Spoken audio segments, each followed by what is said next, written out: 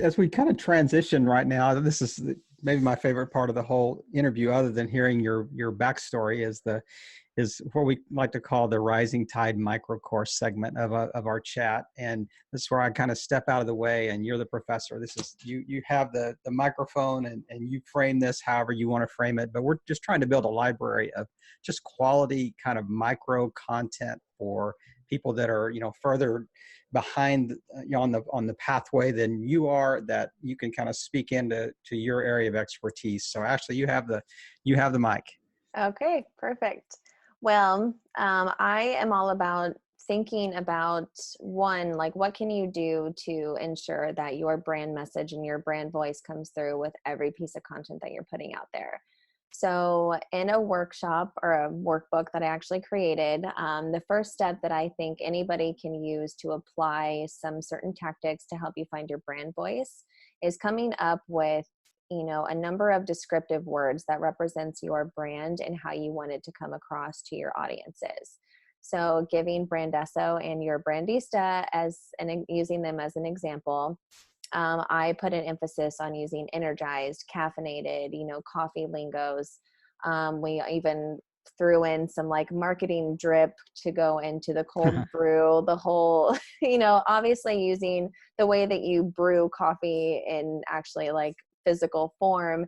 It kind of applies to the marketing engine and the marketing funnels of how you need to drip from one entity into like all these five external factors.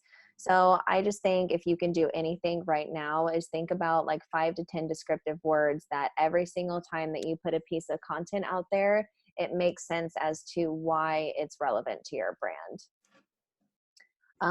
From there, I'm all about finding your brand roasts. So what type of roasts appeal to your brand and your business?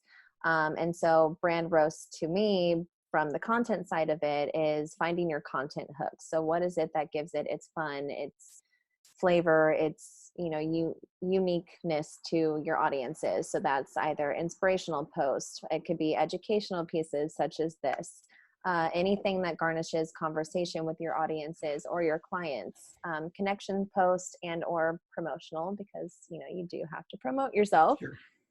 And then from there, just actually like creating it. I think sometimes, again, we get so stuck into everything being perfect, which sometimes all it takes is just, putting some feelers out there and actually starting it. So if you're in a PR position, or if you're in a social media position, or if you work with influencers, just reach out to them. I think a lot of people, we get afraid to actually like ask for help and maybe ask things of other people, or maybe even ask things of ourselves. So if you want to reach out to somebody that's of inspiration to you and you maybe want to find a way that you could work together, just reach out. I'm sure that they will find it amazing that one, you took the time out of your day to reach out to them. I know I'm that person. So anytime that someone wants to like pick my brain for like 5 minutes about something, I think it's fantastic. I'm like, anytime. Or if you want to create content, like just take out the phone and get snapping. I do work with photographers and videographers because I love getting some real good cohesive content like long term. But it's like you can get really good content just by taking out, a newer phone, or just going out and finding very unique angles to show the behind the scenes of your lifestyle, or the lifestyle behind the scenes of your business.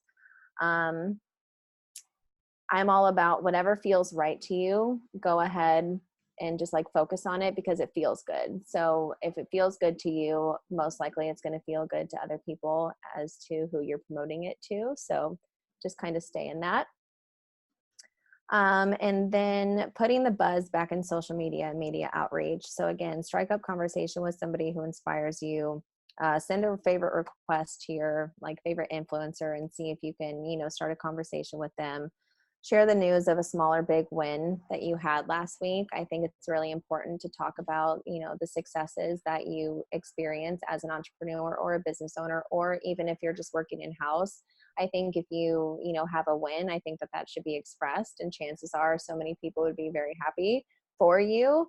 So just like, again, just don't be afraid to announce like something that excites you. And then I'm all about being consistent, showing up, and then also never giving up. So That's like a Wow. little, that's a little bit of like tips, but then also inspiration.